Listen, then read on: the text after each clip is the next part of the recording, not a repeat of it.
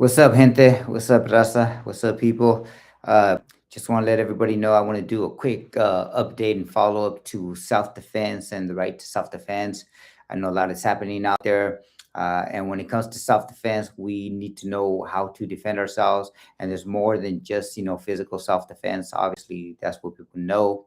For example, I gave you an update the other day as to how I felt about armed self defense against those people who pose as ICE or even ICE who come to your home without a warrant or carrying out illegal orders, as a lot of them have been doing across the country. And again, I would tell you that you got to follow your state's laws.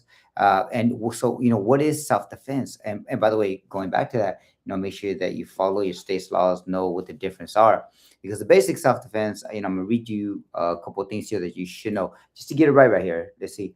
It means basically there's an imminent threat. That means danger is imminent or about to, happen. It's about to happen. It's right there, no ifs or buts.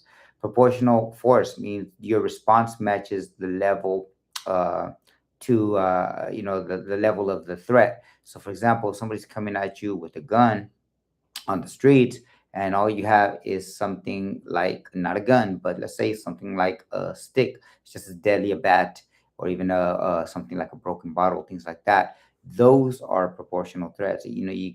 Somebody comes at you with their fist, or somebody comes at you, throws a football at you, that might be not be proportional response. If you pull out, say, a gun, get in trouble. Then there's necessity. The force is used only because no other option is available to you. And so that's important necessity. It must happen, right? And then finally, the intent is to protect, not to retaliate. The goal is safety, not revenge. And so, for example, in that case, you can't be and you cannot, in the end, turn out to be the aggressor. And if you turn out to be the aggressor, there's some states where if the person turns their back on you, starts walking away, at that point, you may become the aggressor based on the facts, overall facts, the totality of the circumstances. So when I talk about self-defense and armed self-defense, I want you all to know that yes, I am talking about the Second Amendment. I am talking about any other thing you might arm yourself with other than a firearm. But in these times, especially with what's going on with ICE across the country and the raids and the way they're coming at people and acting, when they go to people's homes, refusing to show their face, refusing to show a warrant, that kind of outright violation of people's civil rights. You have a right to defend yourself by any means necessary, as Malcolm would say. But I would say that you actually probably have a better weight than to pick up, say, an arm or something like that. I would continue to use those cell phones. For those of you who have cameras, neighbors who might be able to capture something, continue to use those cell phones. Those are ways to arm yourselves. Those are ways to keep an eye on crooked, government officials. That's a way to keep an eye on an agency that's out of control, as we see right now in front of our face happening right now. We are living in some historic times. And back in the 1960s, when the Black Panther Party in Oakland picked up, law books, and they picked up, if they had access to a camera, by the way, I'll get to that. And they picked up their guns and they followed the police department, or police officers who were crooked, who were corrupt, who were going around shaking people down, robbing people, harassing people, for whatever reasons, including racism. They made an example of the police using these tools. But one of the things that they didn't have back then was, in fact, the cell phones that we have today. And we are really fortunate to have that kind of tool. So be careful if you're using that. Use it wisely. I would probably not advise you not to say anything. We train people in the Brown Berets and other organizations how to, for example, know your rights, but how to also record police officer, law enforcement. And in any event, any incident, you do not want to start saying things, because when you do, you might implicate yourself. When you do, you might say something that's going to get you or somebody else in trouble. And when you do, you may become a witness against the person you were actually trying to protect. So I would advise everybody while recording, try to stay away from saying anything. You don't want to become the story when you're trying to capture that story. That way, you maybe could use it as evidence later on. So be careful with that. So continue to use those cell phones. Arm yourselves with that kind of technology. If you have platforms that you use, obviously go live. But if you can, but the truth is, I would probably not even go live. I would probably try to record, download, and send it out to as many platforms as possible. You want to make sure that people have it, that people see it, and attorneys can later get it. So in these times when we need to rise up and protect ourselves, don't put aside that cell phone. Another way to arm yourself is to use knowledge. Do as much reading as you can. And I know a lot of people are out there watching YouTube videos and social media videos and even memes, and taking their information from those kind of things that are out there for us. But the truth is, we should probably be reading those things called books. Go back and read those books. They have a lot of good information in there. Know what your rights are. Know that you have the First Amendment, obviously freedom of speech. You are protected under the First Amendment to record police officers. You are protected under the First Amendment all the way through all 27 amendments, 27 total in the U.S. Constitution. So know your rights under the U.S. Constitution. Know that you have three branches of government. You have one, the legislative branch that makes law. You have two, the executive branch that enforces the law. And three, we have the judicial branch that interprets the law. And all of them are supposed to be separate but equal. We're watching this not be the case today. And a lot of times it's because people don't read, they don't know their rights. They're looking and hoping that the Congress will save them, that Congress will step in. And unfortunately, that should be the case, right? Where even if the U.S. Supreme Court rules against the current president, that they can't enforce the law in a crooked way or in a way that's wrong, that's violating of your rights.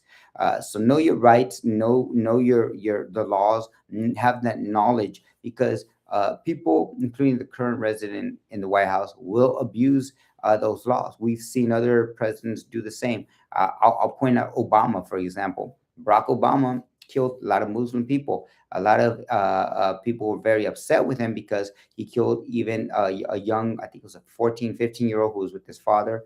And he happened to be a U.S. citizen. That kind of stuff happens not just under the current administration, but also under others. So you have to know your rights. You have to know what's available to you. So use that knowledge. Knowledge is power. Do not dismiss it. Do not discount it. I know in this day and age, we like to be comfortable, and we want that accessibility, and we are even tempted and even willing to give up our Fourth Amendment right to privacy, as long as we can have that convenience of going online and getting on Facebook, Instagram, or whatever platform is available, X.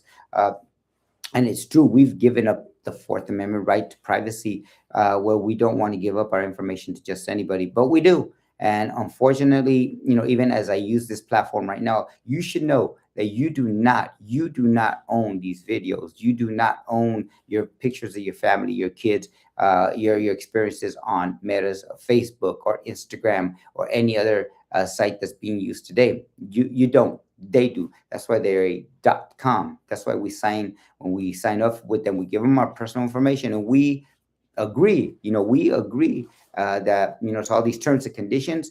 Well, all those terms and conditions also pretty much say that they own the content. You don't. And even as I sit here and try to give out positive information of how people can organize, what people can do, not just as a brown beret with brown berets, but other young people, but also just in your family, amongst your own circle, your church, your synagogue, or your mosque, or whatever spiritual path you follow.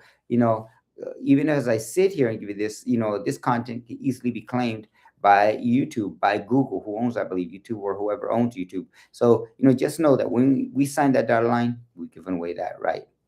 One last thing on self-defense. I just mentioned religion, and I want everybody to know that religion is a powerful, powerful weapon. It's a powerful tool, and it could, just like a gun. A gun is like fire. A gun is like fire, where it can either protect you from the cold elements, provide you that heat, protect you from wild animals if you're out in the woods, give you light so you can see where you're going, right? Fire is a beautiful thing. But like a gun, fire can also burn down the forest, burn down your home. Fire can also burn you if you're not careful and you don't know how to use it. So a gun is like fire. And when we talk about protecting ourselves, we have to look at all, mm, I would say, strands of power, including religious power, economic power. So let me get back to religious power. Here, I just want to say that if you are part of a church, you're Christian, you're Catholic, you're Jewish, or you're Muslim, etc., you walk the red road. And the red road, which for those of us who are familiar, is the indigenous way. Or maybe you're not religious. Maybe you're an atheist who doesn't believe. That's fine, as long as you have that internal feeling of where to go and how to do it, and you're guided through those principles that you and tenets that you believe in religiously. That's a good thing if you're doing good work. But keep in mind, just like a gun, religion can also be weaponized, and it has been, and it currently is being weaponized by people, especially the politicians in the White House, who say one thing and do another. Right? Thou shalt not kill, thou shalt not steal. What did we just see happen not long ago? The United States going into another country and not just invading the country, they killed people and they stole oil. So just a heads up, be careful, because religion is also a great tool to organize around. Cesar Chavez, Dolores Huerta, they did it peacefully. Martin Luther King Jr., Dr. Martin Luther King Jr., he did it also peacefully, where they went under the banner of the church with God's name, right? And that's fine, as long as you do it, with integrity. Do it with integrity. Do it. You're not being used to do something negative. You're not being used or being using your religion to do something to hurt people, because we see too much of that, and it happens way too often. So when we talk about self defense, it's more than just a gun. Education, matter of fact, knowledge and education, wisdom, all that is power. And you have various types of powers. Political power, for example, I talked about the importance of voting, right? That's power. But we're not going to vote our way out of this mess. Let's get that straight. Voting is not going to get a lot of our people, a lot of us, out of this mess that we find ourselves in. For some people, voting is nice. They can do it. For some people, that's a luxury, but for other people, it's not. So the reason I bring this up is because we do need self-defense in every fashion. Art, if you're an artist, paint those murals, write that song, recite that poem, that revolutionary poem, that revolutionary spirit. If you're a scientist, obviously do that research. If you're an engineer, we need academics, definitely. If you're a writer, if you're any kind of academic, definitely do that research that we're going to need to continue, this fight to better our world. And so, as I speak to you today, just I want to say, never close off do not dismiss anything that is in your toolbox. If we say by any means necessary, do we mean it? Right? Do we mean it, or are we just talking about a gun? Because the gun is the easier thing to do, right? To pick up, or your fist to cock somebody. That's the easy way out. Let's mean it when we say by any means necessary. Let's talk about all forms of self-defense. And if this was cancer, we'd be attacking cancer from all directions, scientifically, religiously, spiritually, economically, politically. We'd be attacking cancer just to get rid of cancer. It's an ugly thing, right? It takes people's lives way too soon. So let's do the same with racism. Let's do the same with ignorance. Let's do the same with fascism that we're watching, right now take a hold of the streets of the United States of America with masked up ICE agents. Let's do that. Let's take on these forces using every means, every tool in that toolbox. If you're a doctor or a mechanic, let's say I'm a mechanic and you bring your car to me so I can fix your brakes. Your brakes are, not good, and I have a tool in my toolbox that I dismiss because it's not popular, or I dismiss it because after all it's not the cool thing to say, right? And I only use certain tools. Or I'm a doctor and I'm already operating on you as a surgeon, right? And I dismiss certain tools and I stick to just these tools because these tools, I would recommend it. They're fun, but to use, but that's not the only tool in the toolbox. Well, if I'm a doctor or a mechanic trying to fix your brakes, and you get in that car and you drive and those brakes go out, or those brakes malfunction, then I will have let you down because I have a duty to you. That is a legal term. I have a legal duty to you as the mechanic to make sure that your brakes were fixed. And if anytime anybody tells you don't vote, don't go out there and protest, don't go out there and boycott, economic power, right? Don't pray if that's what you do. Don't do that dumb art.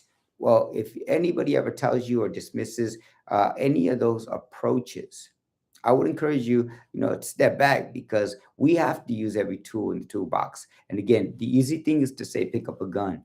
I'm telling everybody, pick up whatever you can, whether it's a paintbrush, the pen, the computers, the engineering, the scientists, the artists, the religion you believe in or don't. Pick up what you have available to you to defend our communities during these hard times, tough times, during these wild times, and make sure that we use any means necessary, but use it for good. Use it for good, and make sure that your battle is just, not like what we're seeing right now, and not like what we see. By the way, the KKK. I'm gonna do a whole thing on this. The Ku Klux Klan was and is to this date not just a racist organization, but a Christian organization. A Christian organization, right? That lynched people, that took pride in killing Jews and killing Mexicans.